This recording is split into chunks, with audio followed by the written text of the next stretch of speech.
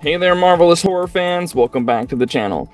For a whole decade, the Insidious franchise has been tormenting me. The movie series has definitely kept me up at night when I first watched chapters 1 and 2. And well, 2026 just got spookier, because it's back again, with the Insidious Out of the Further. Just when we thought that we now know what the Further is capable of, the trailer came out, and oh boy, let me tell you, we don't know anything about the Further. The 6th chapter will follow brand new characters and a brand new twist, and the trailer that just dropped has all the clues you need to figure out what exactly we're up against this time around. So grab your blanket and let's get down to business, because I, dear viewers, have gone through the trailer frame by frame, and I've found 8 things that will definitely get you riled up for this chapter. Let's begin, shall we?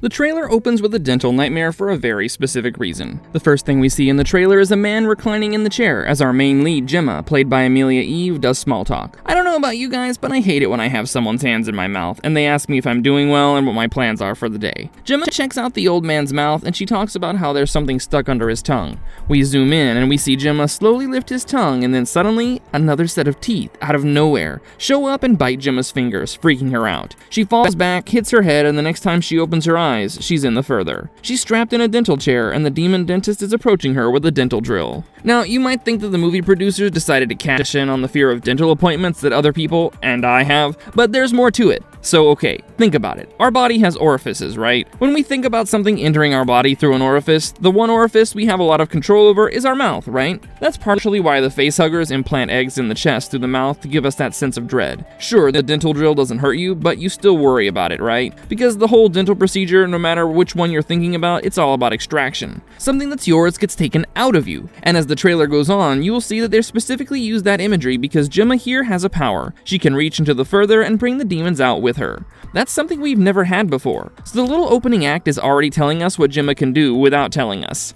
Gemma's power, a new beginning or the beginning of the end. You have to admit, the only probable thing about the Insidious movies that gave us some comfort after watching them was that the Further can't possibly hurt everyone. It's sort of like a special place that specific people end up going to. You know, special people like Josh or Dalton can end up there voluntarily when they have the power. And Elise, well, she always had a special connection with the Further. So in a way, I could tell myself, hey, I'm not Josh or Dalton, so I'll be fine, and no lipstick-faced demon would come knocking on my door. But now, that's all gone, because Gemma inverts that trope completely. She can bring things from the Further out. She's basically the door. When we see in the trailer Gemma coming across the red door, I believe that's her looking at her position on the boundary of reality and the Further. And that also means that the haunting we see in the trailer, they're no longer for all it matters in the Further. They're probably in our reality, haunting Gemma's daughter and everyone around Gemma while Gemma is trapped in the Further, you know? The victim in this movie is the very cause of the situation she's facing. And even when she knows, she doesn't know how to control the power, because in the trailer we see demons forcing Gemma to clasp hands with another demon. And then Gemma wakes up in her bed, scared,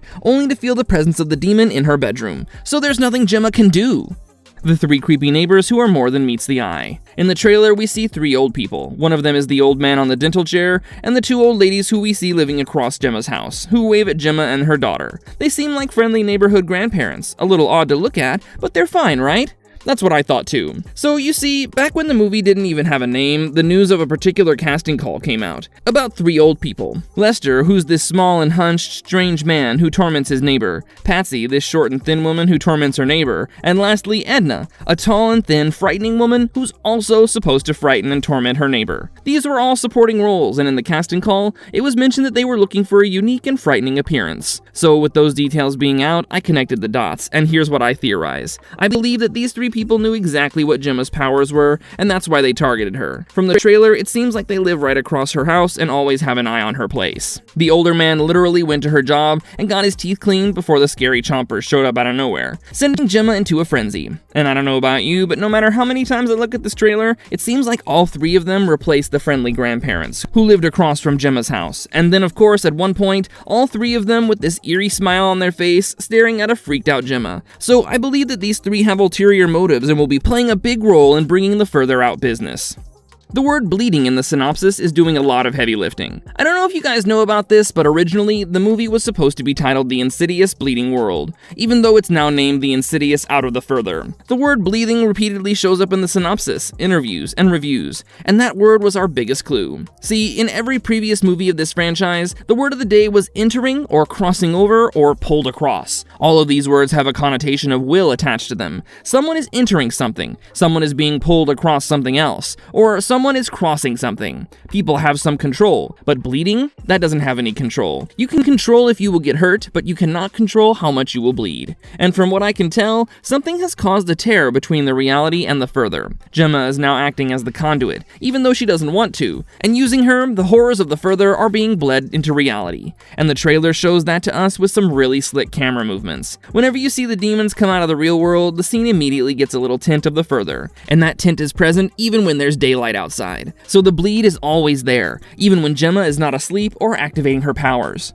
That one scene completely floored me. Listen, I'm a huge horror nerd, and I don't care what the ratings of movies are. If a horror movie is coming out, I will be there on the first day, first night show every time. But when I tell you that this Insidious trailer completely blew me away, I mean it. I like to think I'm kinda immune to jump scares because of how obvious Hollywood makes them, but this trailer got me. I'm talking about the pillow fort scene. I was not expecting that at all. See, in the past 5 chapters of Insidious, the big thing has always been, oh, we have a real home, and then we have the mirror of it in the further. Everything happening in the real home could be happening because someone is messing around with the further home, and we could differentiate between the two through lighting and sound design. Sure, that made the dread feel extremely pervasive, but hey, it's okay. This trailer throws that distinction out the window. Gemma sees her daughter's plushy teeth toy fall out of the pillow fort, so she bends down to look at her daughter, and then suddenly, the safe, comforting space of a child becomes this never-ending crawl space that Gemma is now trapped in. So she does what she's supposed to do and finds her way out of it, except suddenly, she sees a face peeking at her between 2 pillows. She freaks out and rightfully nopes out of there. She finally sees her child's bedroom, and right as she's crawling to safety, the demon drops from the top of the tunnel, blocking the entire pathway. Well, I tell you, I literally jumped out of the goddamn chair. I mean it. But there's meaning behind it. These demons are probably targeting Gemma's daughter too.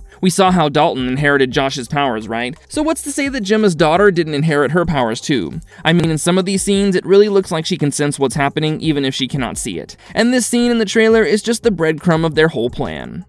Elise's much-awaited return. Say what you want, but Lynn Shaye's Elise Rayner carries the Insidious franchise on her back. She's been dead since the original movie, and every time we've seen her, it was either a flashback or a spirit communicating from beyond. But in Out of the Further, it changes. So in the trailer, we see our girl Gemma visiting this tattoo artist. She tells the tattoo artist that she needs to find a way to stop everything, and the tattoo artist gets strapped into the chair, only for Elise to suddenly speak through her. We see in the mirror that in her spot, Elise is sitting in the chair. So in a way, it feels like she's alive, even if it's through her. Could it be that Gemma is using her power to bring Elise back into reality to some degree? But since Elise is no demon, she needs to actively possess someone to talk to Gemma while the demons can scurry around being a menace? I think that's a possibility. I would be very happy if there was any way to bring Elise back for real here, but I don't know if that can happen. I'll surely hope for it with all my heart though.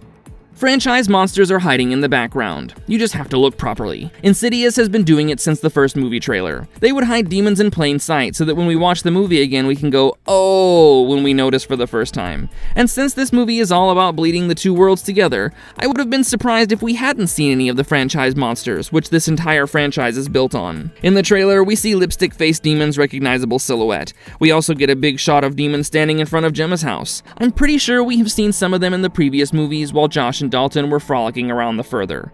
If you look at the poster, you'll see that Gemma's face is held by none other than Keyface. So I'm hoping we'll get to see him in the movie, even though he wasn't in the trailer. We also see this shotgun lady who reminds me of the lady we see in the first movie, but I could be wrong. What do you guys think?